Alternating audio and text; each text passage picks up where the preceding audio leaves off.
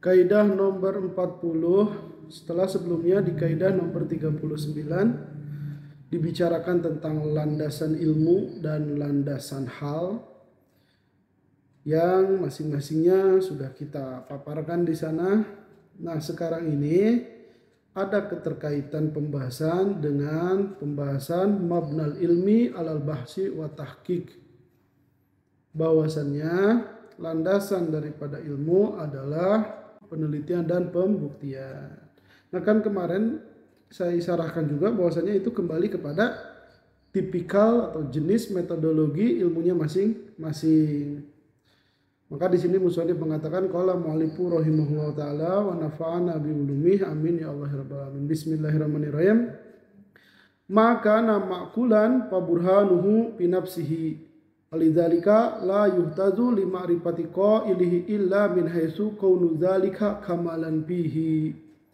Sesuatu yang dia itu rasional, maka argumentasinya di dalam dirinya sendiri. Maksudnya ilmu-ilmu yang dia itu basicnya adalah rasional seperti ilmu kalam, filsafat. Nah, kita untuk membuktikan kebenarannya ya di dalam premis-premisnya. Jadi di sini kita tidak harus mengetahui siapa orangnya. Tapi kalau misalnya kita penasaran siapa orang yang ngomongnya, misalnya Imam Ghazali, Imam Roji, atau misalnya Aristoteles, Plato misalnya, itu gimana gitu. Nah, itu sesuatu yang tidak mengapa, tetapi di dalam ilmu-ilmu rasional itu hanya pemanis saja yang menjadikan pengetahuannya lebih utuh dan sempurna. Maka musannif mengatakan falijalika la yuhtadu lima ripati qailihi. Oleh karena itu tidak dibutuhkan mengetahui siapa pengucapnya illa min haitsu kaunu dzalika kamalan fihi, terkecuali ditinjau dari keadaan bahwasannya mengetahui siapa yang ngomongnya itu sempurna di dalam ilmu yang bersifat rasional. Terus berikutnya itu ilmu yang jenisnya rasional. Lalu bagaimana ilmu yang jenisnya dia itu transmitif? Wal manqulu mauqulun li amanati qailihi palajimal bahsu wa ta'rifu liwajhihi. Kalau misalnya yang sifatnya transmitif seperti hadis, sejarah, ya sejarah naratif, maka ini mauqulun, dia itu dipercayakan kepada amanat si pengutipnya atau si transmitornya. Maka palajimah haruslah di sini kita al-bahsu, meneliti, wa ta'rif, dan mencari profilnya, wajihi yang dibutuhkan dalam aspek manqul tadi. Maka di dalam ilmu-ilmu yang sifatnya manqul ada ilmu-ilmu tarojim. Di sana disebutkan profil-profil orang-orangnya, tinggalnya di mana, tahun berapa.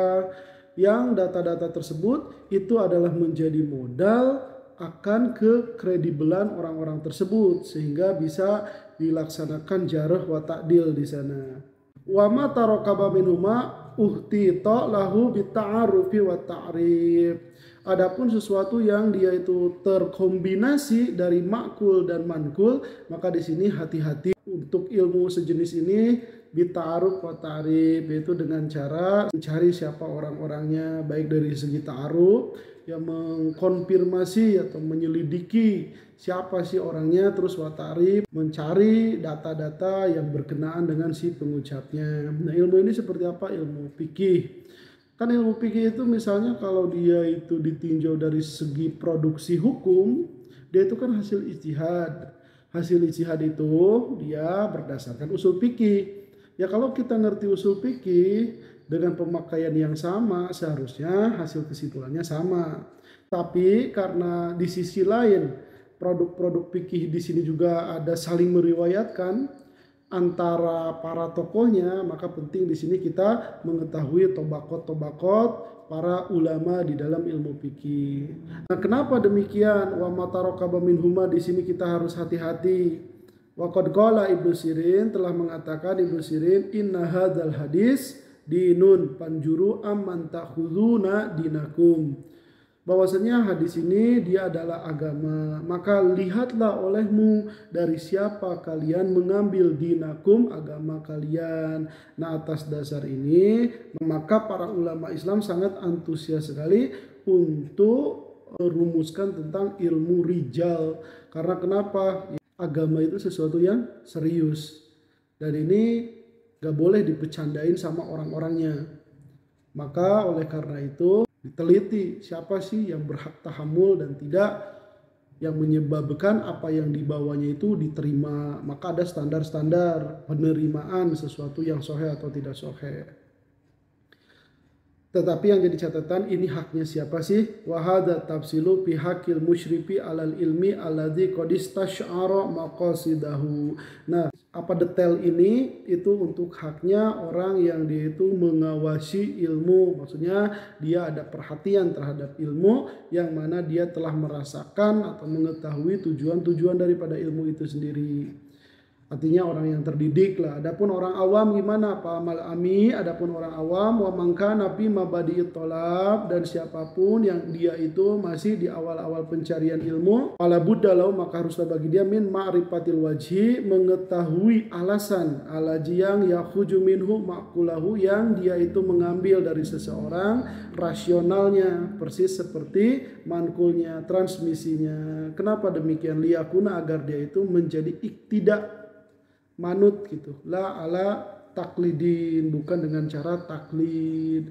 Nah, awam terus juga orang-orang yang baru belajar, penting dia itu mengambil sesuatu dari siapapun harus mengetahui atas dasar apa saya mengambil ini darinya gitu. Tentu saja di sini dia itu karena oh ini orang-orangnya memang martabat dari segi tadayun dan yang lainnya itu lebih tinggi dan berhak untuk dipercaya, sehingga dia di sini iktidak bukan taklid. Karena apa? Dia sedang mengamalkan fasalu ahla dzikri kuntum la ta'lamun.